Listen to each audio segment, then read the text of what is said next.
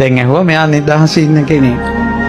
ඊට පස්සේ ඇහුවා අද කාලේ නම් කෙල්ලෝ තමන් යාළු වෙලා ඉඳිද්දී තවත් කොල්ලන්ට බැල්ම හෙලනවා. තමන් යාළු වෙලා ඉඳිද්දී තවත් කොල්ලන්ට මැසේජ් යවනවා. යාළු වෙච්ච කතා කවර දෙයක්ද? බැඳලා ඉද්දී බැඳපු මිනිහා සල්ලි දාන ෆෝන් එකෙන් හොර මිනිහට මැසේජ් යවනවා. පෞකාර ලෝකය, සාප ලබන ලෝකය. ඒ පෞකාර ලෝකයට කාන්තාරයක දියවුල්පතක් වගේ යසෝදරාගේ ප්‍රේමය අහන්න ලැබෙන කාර්යය. ඊට පස්සේ ඇහුවා මේ නංගියේ නම මොකද්ද?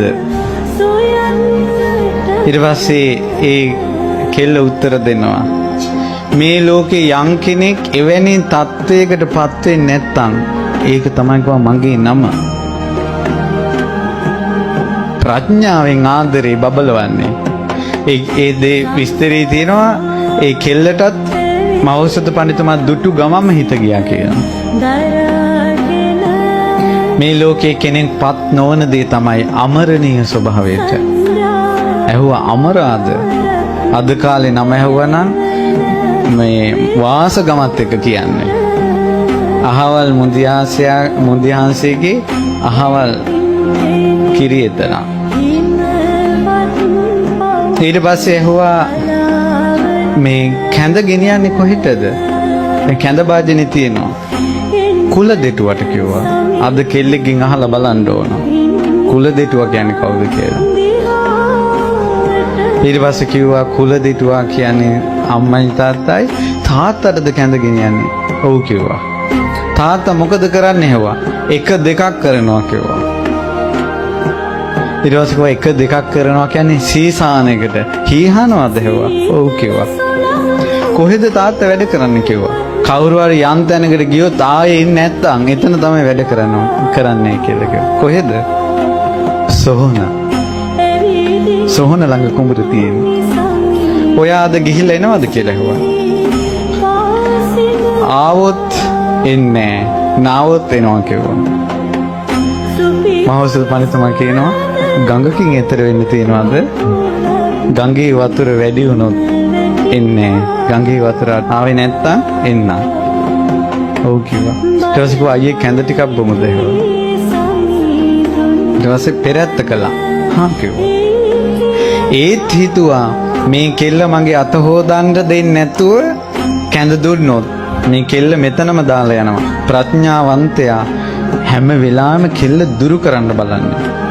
අද කාලේ ආදරයක් පටන් ගත්තොත් ඒ වෙලාවෙ ඉඳලම ලං කරගන්න බලන්නේ. සාපයක් වදිනවා.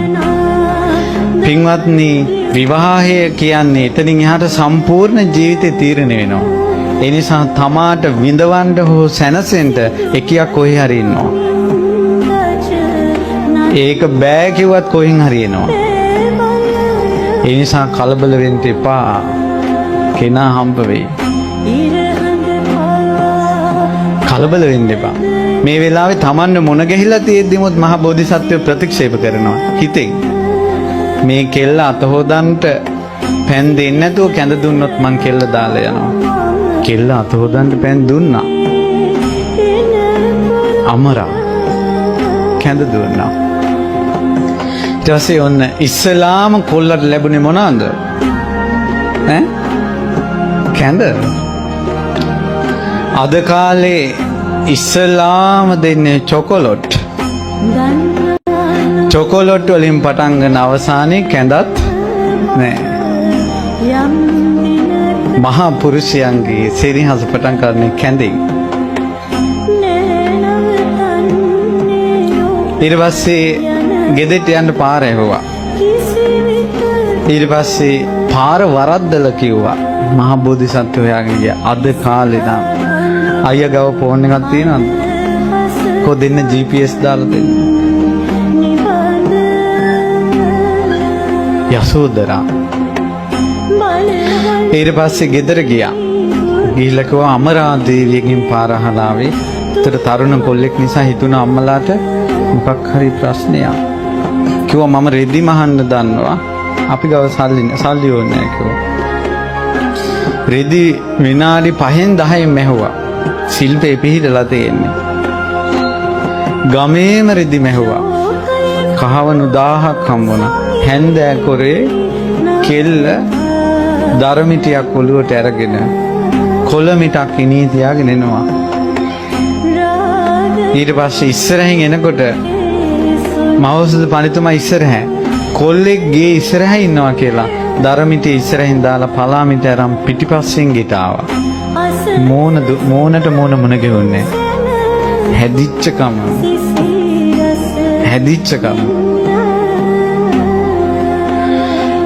ඊට පස්සේ දවස් 2-3ක් ඉඳලා මහ බෝධිසත්වයන්ට හිතුණා දැන් මහ බෝධිසත්වය එළිය පිළිකන්න ඉන්නවා. රෙදි මහනවා. අමරා දෙවි කෑම කියලා දෙනවා ඉස්සරහට එන්නේ නැහැ. තවම ඇහැට ඇහැ මුනිච්චුත් නැහැ. චෙක් කරන්න ඕන කියලා හිතුණා. කියලා හාල් හුණ්ඩුවක් අරන් අමරා දෙවිට කතා කරලා කිව්වා මේ නංගියේ මේ හාල් හුණ්ඩුවේ මට බතුත් ඕන. කැඳත් ඕන. කැවුනුත් ඕන. අද කාලේ වගේ ප්‍රශ්න නැහැ. ඕකෙන් කොහොමද බං ඕවා කරන්නේ? එහෙම නැහැ. කිස්ස පාත් කරලා ගත්තා. හාල් ටික පෙළුවා. ඒකට ගමේ කියන වචනේ හාල් කූ කරනවා කියලා. හාල් ටික පෙළුවා. පොලන්නේ මොකෙන්ද? යාන්තම් ඇති මතක හිටියා. කුල්ලේ කෙලවරට ඉතුරු වුණා යටින්ම කුල්ලේ. මොනවද? ඌසල් හරි හාල්. මැදට කඩහාල් සුන්සහල් වැටෙනවා. හොඳ හාලෙන් බතුත් කඩහාලෙන් කැඳත් සුන්සාලෙන් කැවුම් ගෙඩි 2-3කුත් හැදුවා. කැඳ ටික දුන්නා.